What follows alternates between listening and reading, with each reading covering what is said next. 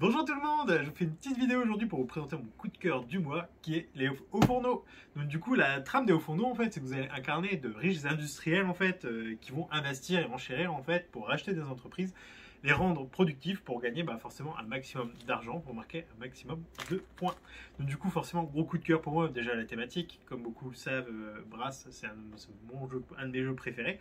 Mais donc du coup, Léo Fourneau reprend un petit peu cette thématique de époque industrielle où on doit faire des investissements, avoir de la bonne gestion en fait sur ce qu'on va prendre en chérir. Et donc du coup, ça se joue en 4 manches. Chaque manche en fait va se découper en 2 phases.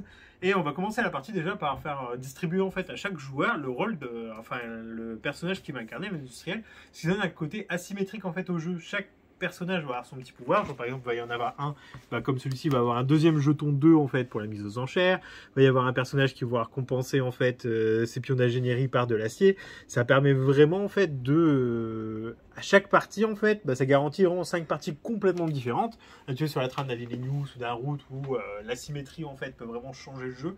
Là c'est pareil, la mécanique du jeu fait qu'on réfléchit pas du tout de la même façon sur nos actions. Et en plus du coup d'avoir un industriel en fait différent, on va avoir une entreprise en fait aussi pareil, qui est notre petite entreprise de départ, qui va nous permettre en fait de aussi avoir un petit départ asymétrique. Toutes les entreprises en fait vont rapporter un pion d'ingénierie, mais par contre ils vont avoir une façon différente en fait de produire. On va avoir une usine qui va produire du pétrole et donc du coup rapporter de l'argent, tout comme on peut en avoir une sur de l'acier ou du charbon. Il n'y a pas de texte particulier en plus sur les cartes, c'est que de l'iconographie, donc c'est plutôt une fois qu'on a compris en fait la mécanique, c'est assez fluide. Et donc du coup la trame, c'est que dépendant du nombre de joueurs, on va tirer en fait des cartes d'usine, hop, et on va les placer sur une rivière, ch'touk, juste comme ça. Et chaque joueur en fait va avoir des petits pions d'enchères, donc qui vont aller de 1 à 4. Et dans l'ordre du tour de jeu, donc on va avoir le pion premier joueur qui va tourner forcément au fur et à mesure des 4 manches. Un joueur va enchérir en fait pour l'usine en fait qu'il a envie d'acquérir. Donc la trame en fait c'est si une usine je veux absolument l'avoir, grosso modo je vais essayer de placer mon 4 dessus. Pourquoi?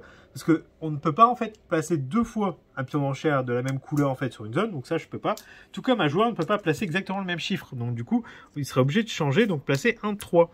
On ne peut pas en fait à partir du moment où on a posé notre 4, grosso modo on se garantit un petit peu l'usine qu'on veut prendre, mais par contre ce sera la seule qu'on va avoir, on sera absolument sûr et certain de l'avoir.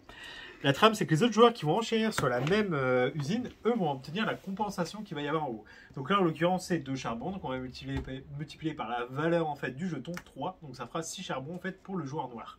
La trame, donc du coup, ça reprend un petit peu le concept d'un It's a Wonderful World, ou ce genre de jeu-là, en fait, où il va y avoir des phases de production qui vont se résoudre en fait carte par carte. Il va falloir être capable d'anticiper en fait la carte où je vais produire par exemple du métal pour pouvoir le dépenser juste ici pour obtenir par exemple des pions d'ingénierie. Une fois qu'on a tous enchéri, en fait, tous les pions d'enchères sont posés, on va redistribuer les cartes et les compensations à chaque joueur. Et du coup, on s'en suit la deuxième phase du jeu où on va activer nos usines. Et donc, du coup, on va avoir son usine de départ, les usines qu'on a obtenues, les petites compensations qu'on a récupérées. Et là, il va falloir choisir en fait dans quel ordre on va les activer. Si je choisis d'activer telle usine en fait une première fois, je vais pouvoir faire tous ces effets, dépenser donc du coup des ressources pour pouvoir les transformer, pour les vendre et obtenir de l'argent. La trame, c'est que tous nos usines en fait sont recto verso, donc du coup on va avoir en fait une petite face en fait classique. Et si on dépense un pion d'ingénierie et un charbon quand on active notre usine, notre première usine en fait, notre maison mère, on va pouvoir la flipper. Et donc du coup à partir du moment où on retourne cette carte en fait, on va pouvoir bénéficier aussi des effets du bas qui la rendent du coup beaucoup plus puissante. Du coup ça se joue en 4 manches, on a un petit compteur de manches en fait à chaque fois qu'on a fait hop, un tour de jeu, le pion va tourner et le concept c'est donc du coup tout l'argent qu'on récupère n'a aucune utilité dans le jeu, c'est simplement fait des points de victoire, c'est comme tout le monde industriel, plus on a de pognon, plus on est assujetti à pouvoir gagner. Et donc du coup à la fin de cette 4e manche, on fait notre dernière phase en fait pour dépenser nos ressources.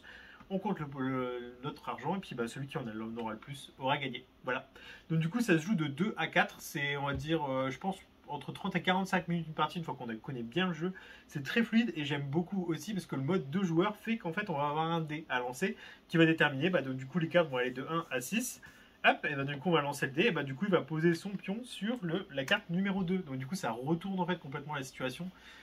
des fois sur les investissements qu'on va faire en fait dans le mode de joueur. Voilà. Donc Léo Fourneau, un coup de cœur de Fabien que je vous recommande fortement. Bonne journée à tous.